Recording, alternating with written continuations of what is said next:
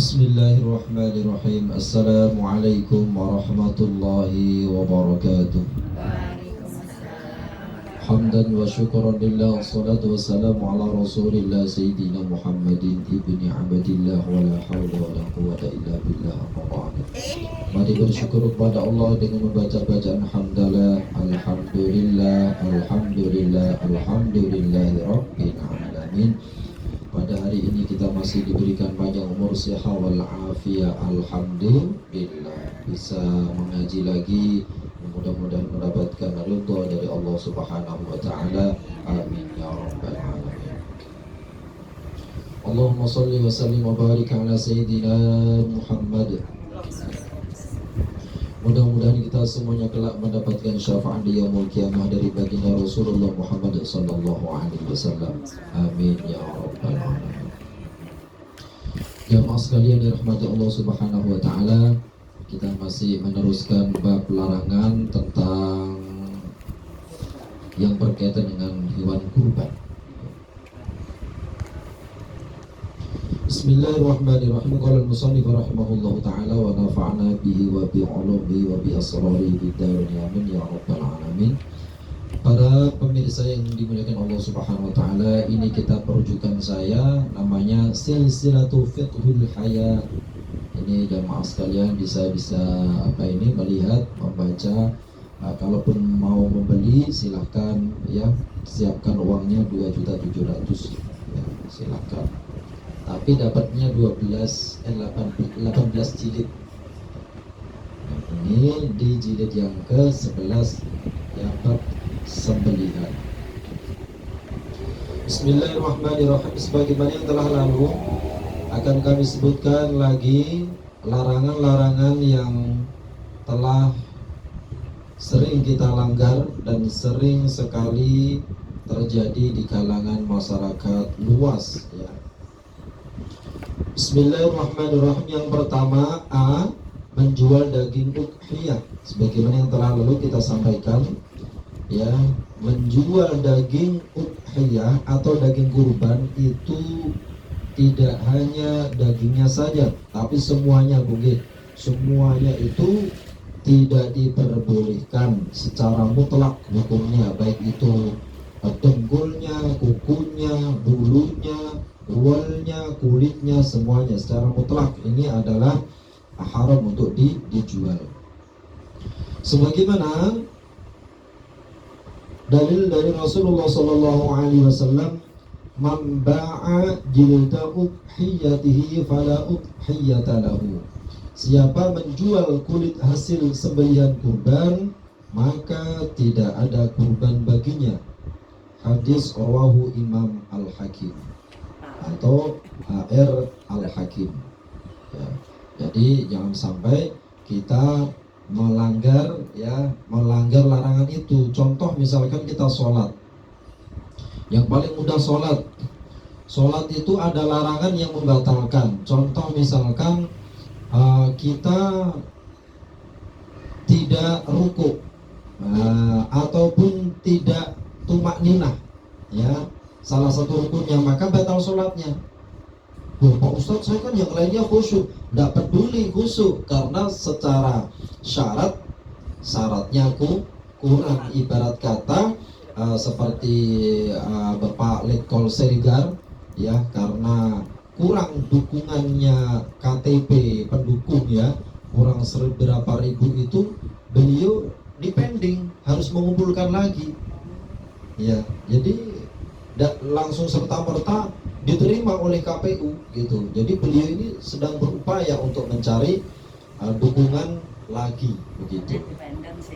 Ya, karena independen itu kan kerja sendiri, tidak punya tim luas seperti partai. Kalau partai itu kan sudah kerja luas. Jadi untuk Bapak Serigar, lanjut semangat.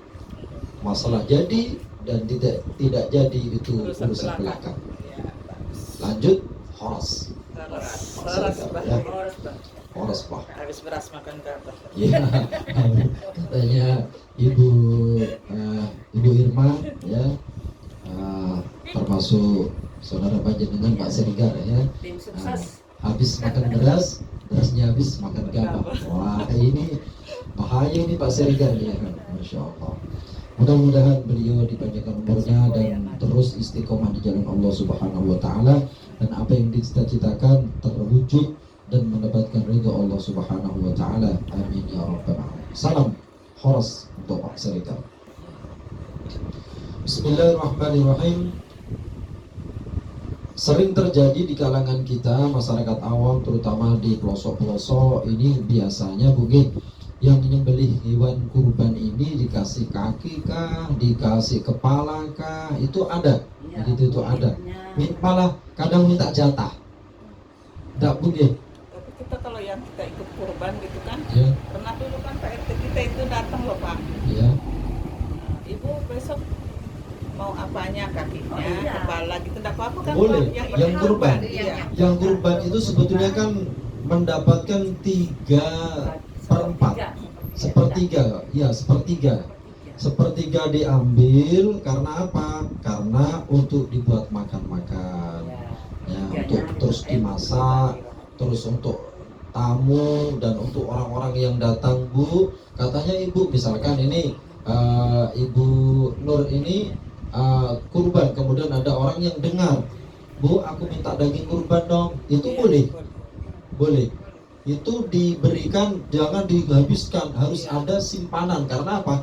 Takutnya ada orang yang pernah kenal dan di sana itu ada daging orang berkurban, maka ibu harus simpan. Kadang, ini kok minta-minta, jangan. Itulah yang diberikan, apa yang digerakkan oleh Allah Subhanahu wa taala datang ke sini untuk meminta haknya sebetulnya. Kadang-kadang kita ini merasa itu hak kita, betul? Padahal itu hak dia.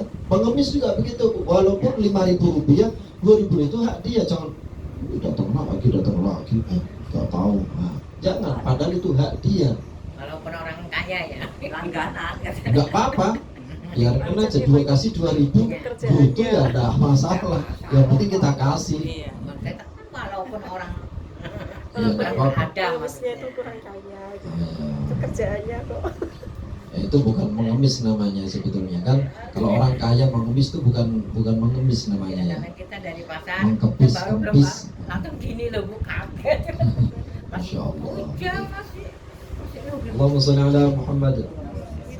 Ya, jadi kalau kita melanggar larangan itu otomatis sebagaimana ibadah yang lain, haji umpamanya.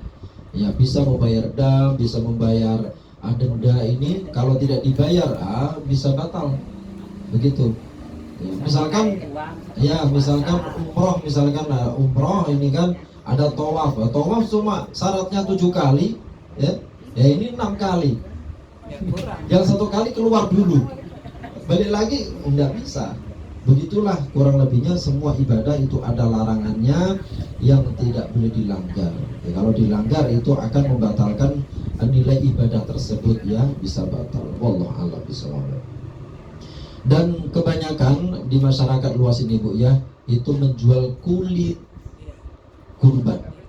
Ya, itu tidak boleh. Bahkan di sini hadisnya langsung to the point, kulit. Rasulullah menunjukkan bahwa yang disebutkan di sini, Rasulullah bersabda, "Man ba'a jilda udhiyatihi fala udhiyata lahu." Orang yang menjual kulit hewan kurban, maka tidak ada kurban baginya. Hadis rawahu al-Hakim. Ini langsung to the point, kulit, bukan lagi daging, bukan lagi kaki, bukan lagi rambut, ya, atau wol, ya, enggak. Tapi di sini disebutkan bahwa menjual kulit itu dilarang. Nah, ini sering terjadi, ya. Itu yang pertama. Yang kedua, pengecualian, ya, pengecualian, kecuali ada kecuali, Bu, ya, boleh menjual, ya. Yang kedua itu adalah pengecualian, mustahik boleh menjual. Siapa mustahik? Ya, ini orang yang berhak menerima. Umpama ini Ibu Hajah Nur ini kurban, kemudian dibagikan sama ibu sebelah. Katakan Ibu Sugiem lah. Ibu Sugiem itu setiap hari sudah makan daging terus, bosen, dapat 2 kilo kan, dijual sekilo, haknya Bu Sugiem.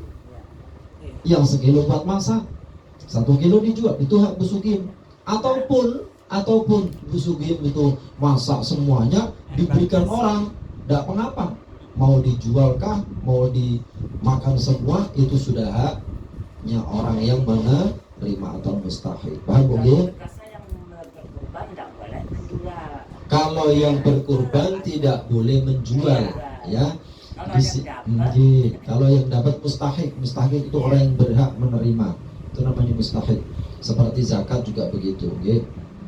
Jadi kemarin sudah kita sampaikan, orang yang berkurban kemudian dia mendapatkan jatah, umpama ini paha yang besar, paha ini kalau dibuat sate mantap, ini tak jual nah ini sudah niatnya sudah berubah, maka bisa membatalkan kurban tersebut, ya bisa membatalkan karena sudah direncanakan ada rencana untuk menjual, padahal itu larangan menjual. Begitulah kurang lebihnya.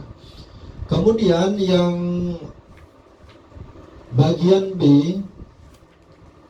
ya bagian B Bu ya, ini karena ini sangatlah banyak ya, jadi saya lompat saja. Mengupah jagal dengan bagian tubuh hewan. B, ya larangan yang B adalah mengupah jagal dengan bagian tubuh hewan. Profesi sebagai jagal atau jazar, ya jazar tentu harus dihargai jasanya. Ya, kalau kita mau misalkan jenengan mengundang saya, Pak Ali, ada apa Bu? Saya tuh punya kambing besar mau tak buat kurban, tapi nggak ada orang yang berani karena sumurnya panjang, umpamanya galak gitu, ya sudah saya beli gitu.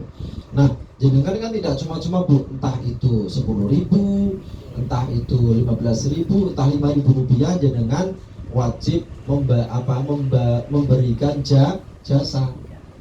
Tidak apa-apa 5.000 gitu aja kan 5.000. Ya kalau protes ya kebangetan, cuma gitu aja. Kecuali setiap seharian enggak ada ambil nanti saya minta anunya. Ada ya. Walaupun mungkin dikerjakan bersama-sama dalam satu tim, ya walaupun dia satu tim seperti di masjid-masjid, di musola-musola ini, di sini, tetapi tetap saja akan kerepotan, ya kerepotan. Sebab kerja menyembelih hewan itu butuh keterampilan dan keahlian tertentu dari orang yang sehari-harinya memang bekerja sebagai jagal. Jadi nggak sembarangan orang suruh ndak, gitu. Maka sebagaimana kita saksikan, walaupun suatu panitia penyembelihan hewan kurban terdiri dari banyak personal, tetap saja mereka butuh jagal yang profesional untuk mengerjakannya. Jadi tidak semua orang itu dikumpulkan terus bisa menyembelih, enggak. Jadi memang ada tekniknya dan juga mengikuti syariat. Ya tidak boleh asal saya pintar motong tenaga kuat, enggak bisa. Enggak bisa. Itu juga ada Bu, yang begitu itu ada, ya. Itu ada yang begitu tuh ada, pasti ada orang banyak. Saya tuh paling pintar, umpama begitu. Kalau tidak saya, marah misalkan. Ini tidak diperbolehkan karena menyembelih hewan kurban itu ada syarat dan syariat yang harus dipenuhi. Tidak asal bisa menyembelih hewan kurban. Yang pertama, memberi upah buat jagal boleh, bahkan harus. Ya, di sini adalah memberi upah, ya, yang tukang potong itu wajib. Ya, di sini diharuskan adalah boleh, bahkan harus itu wajib. Dan untuk jasanya itu para jagal ini bukan sekedar pantas menerima upah, tetapi justru wajib diberi upah yang sepadan sesuai dengan keterampilan yang dimilikinya. Tidak sembarangan ngasih seenaknya, itu enggak. Oke. Jadi misalkan jenengan ngundang saya umpama ini, saya tidak berharap apapun sebetulnya karena ikhlas, tapi jenengan harus membayar jasa keterampilan saya. Jenengan, ini pantasnya berapa Pak Ustadz ini ya nyembelih ya, 200.000, ya sudah 200.000. Tapi tidak boleh bilang nanti tak jualkan kulitnya dulu nanti tak bayar, itu tidak boleh. Ya harus dipersiapkan terlebih dahulu. Contohnya begini, Umpama Ibu Hajah Nur ini rombongan 1, 2, 3, 4, 5, 6, 7. Karena Mbak Ita orang ahli kelas ya, tidak saya hitung ya. Mohon maaf ya Mbak Ita ya, saya lewat dulu. Ini pas orang 7. Nah, orang 7 ini dapat satu sapi dengan iuran 2.900.000 umpama ya. Kemudian yang paling betul itu adalah dipaskan uangnya untuk beli sapi. Jadi 2.700.000 untuk beli sapi, yang uang 200.000 ini tambahannya ya. Jadi 2.900.000 itu dikurangi atau dikelompokkan 2 kelompok, yakni yang pertama uang untuk beli sapi 2.700.000, yang 200.000 rupiah untuk pemeliharaan, contoh makan, alat-alat ya, untuk sarapan dan sebagainya. Ini uang dari keikhlasan ibu-ibu yang mau berkurban tadi.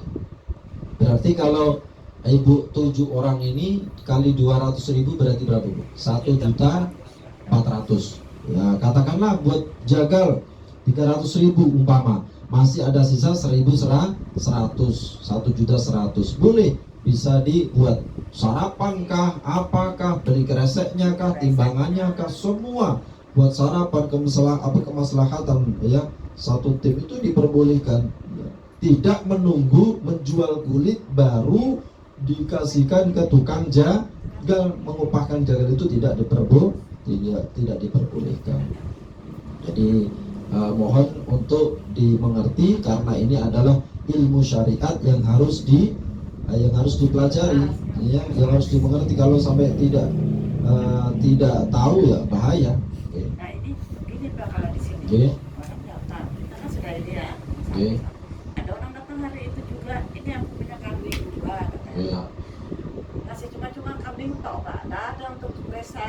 Itu nggak boleh, itu harus dijelaskan ya. Saya ngomong gitu kan sama kami, nggak usah, nggak apa-apa. Ya. Nah kan kewajibannya dia ngasih uang. Nanti insya Allah akan saya catat bila saya bertugas menjadi khotib ya, di mana tempat akan saya sampaikan. Insya Allah nanti akan saya sampaikan. Jadi rincian jasa itu harus dikeluarkan juga oleh para orang yang berkurban.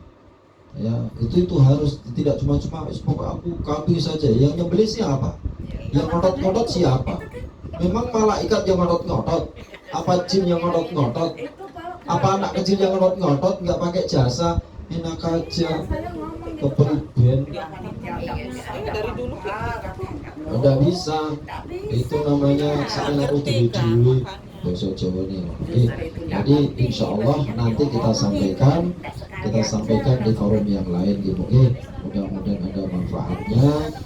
Yang penting kita sudah tahu ilmunya ya, kita terus, ini banyak sekali ya. Demikian ibu-ibu sekalian yang rahmati Allah Subhanahu wa taala. Jadi memberi upah tukang potong hewan kurban itu dengan tubuh hewan kurban itu tidak diperbolehkan, harus pakai uang khusus seperti yang saya sampaikan tadi.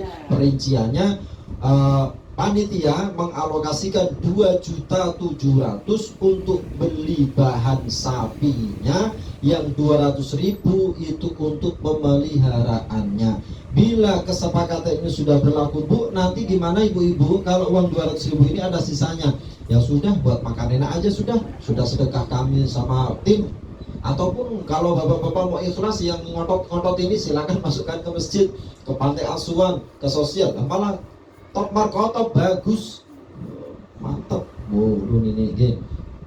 Insya Allah nanti saya dijadwalkan sama suaminya Bu Nini di sini, jadi bisa saya sampaikan tentang adab-adab yang berkaitan dengan ibadah-ibadah yang lain. Mudah-mudahan ada manfaatnya. Bila ada kekhilafan dan kurang sopannya, bila tutur kata kurang mengenakan, mohon dimaafkan. Wallahu a'lam bishawab, wallahu a'lam bimurad. Subhanakallahumma bihamdika asyhadu an la ilaha illa anta astaghfiruka wa atubu ilaik. Demikian para pemirsa AMTV yang dimuliakan Allah Subhanahu wa taala, kita akan lanjut di episode yang lain atau episode yang akan datang. Wallahu a'lam bishawab. Wassalamualaikum warahmatullahi wabarakatuh.